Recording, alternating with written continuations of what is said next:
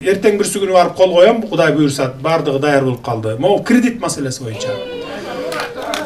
Kredit maselesi boyunca mına 100 000 so'mго чейин algan kreditniklerden 3 aylık prosentin biz jardam berебиз деп атабыз. 3 aylık prosentin. 100 000'ge чейинкилерди гана.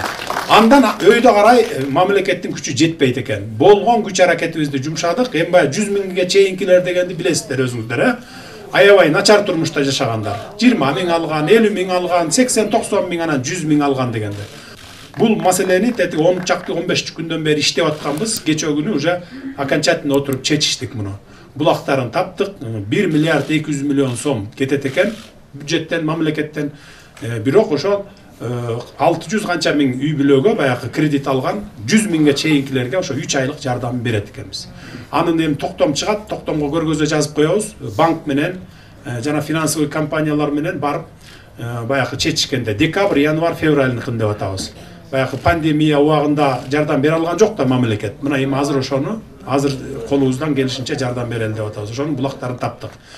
Мына Нарын жергесинде дегеле бардыгы эле өлкөлөрдүн бардык булуң бурчунда электр энергия боюнча проблема бар. Муну мен 10 күн мурда тапшырма бергенмин. 5-6 министрликти бай адистерди топтоп, көз карандысы адистерди да топтоп, баягы өкмөттө иштегендер балким алдап койбосун деп, башка дагы ошол мындай жеке көз карандысыз адистерди электр энергия тармагынан тапшырма бергенмин. Баягы ограниченияны алып коюп, ошол баягы 1000 киловаттка чейин дегенди алып койсок кандай болот деп. Бул маселе боюнча мына мен кече буяка чыгаарда кайра чогултуп сурадым, баарын тактадык. Муну азыр эмес. Мен сразу айтып коеюн, азыр эмес, мына бул кышта эмес, жаздан баштап алсак болот экен.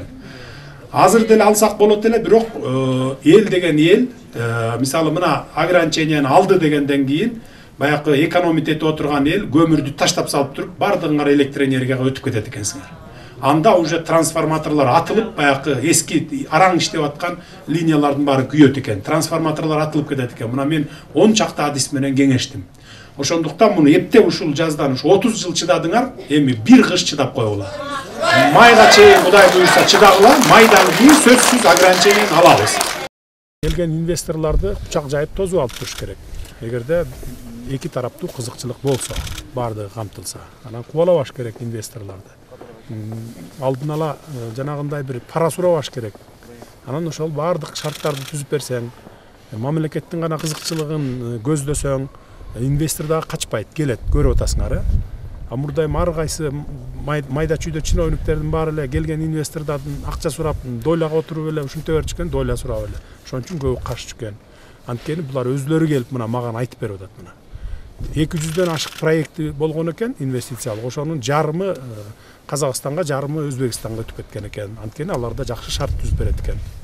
Биз дагы мындан ары жакшынакай шарттарды түзүп беришибиз керек. Ошого мына майда чүйдө чиновниктер силер тоскоол болбой, тескерисинче аларды чакырышыңар керек. Келгиле мына бизде эч кандай мындай пара суроо деген, бут тозуу деген болбойт мындан ары деп. Ушинтип мынакей ушундай чоң объектилерди салдырыш керек. Мектептерди жаңыртыш керек. Ар бир айылга мектеп салышыбыз керек. Ар бир айылга жанагындай социалдык объектилерди салып бериш керек.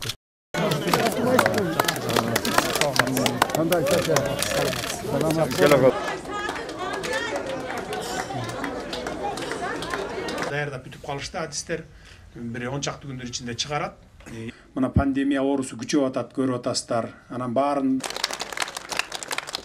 Тадын Кожоевич, бүгүнкү андан өйдөкүлөр эми чыдап тургула, мамлекеттин күчү жетсе, бириктмелерден өкүлдөрү жана шаар тургундары мекеме окончательно отуруп чечиштик муну. Булактарын таптык, 1 миллиард чыгартырдым да баары менен чогуу мындай баарлашалы. Кылып баягы эски араң иштеп аткан линиялардын баары күйөт экен. Азыр деле алсак болот эле, бирок эл деген эл отчетун алып турат. Буга чейин 30 жылдан бери бир дагы банктар менен өзүңүздөр кеңешип аласыздар. Эки варианты бар. Же 3 айлык окончательно отуруп чечиштик муну. Булактарын таптык, 1 миллиард. Мына ушундай иштер жүрүп атат. Ал калган эми саясат боюнча өзүңүздөр билесиз. Эртең бир күнү барып кол коем, Кудай буйрса бардыгы даяр. 10-январда шайланганда кайра барып сөзүбүз. Андан кийинкиси Сейил Булак Мен аларды өзüm жүзme-жүз көрген балдардағы барамын. Şunda. Аны такыр эле бизде азыр эле светке карызып. Кыска нуска мына жаштар, эжелер, майыптар жетип. Жакта бизде 6000 эл калкыбыз бар, 8 айылдан турабыз. Ушул Алгачкы Кыргыз Республикасынын картасына боюнча бул биякта турат. 87 Нарынский ГЭС биякта, Нарынский ГЭС 2, Нарынский ГЭС 3. Бияктан высотасы ар бир бияктан городок болуп сверх өйдө жагынан турат. Анан бул ситуационный карта генплан боюнча. Могу Шагбуловский каскад.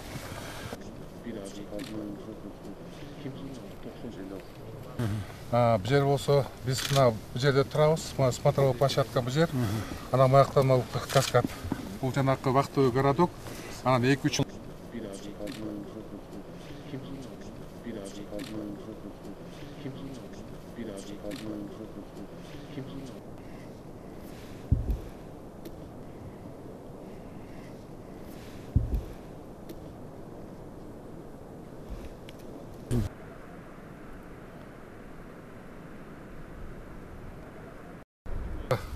картасына боюнча бул биякта турат. 87 Нарынский ГЭС биякта, Нарынский ГЭС 2, Нарынский ГЭС 3. Бияктан высотасы ар бир бияктан городок болуп сверх өйдө жагынан турат. Анан бул ситуационный карта генплан боюнча. Могу Шагбуловский каскад.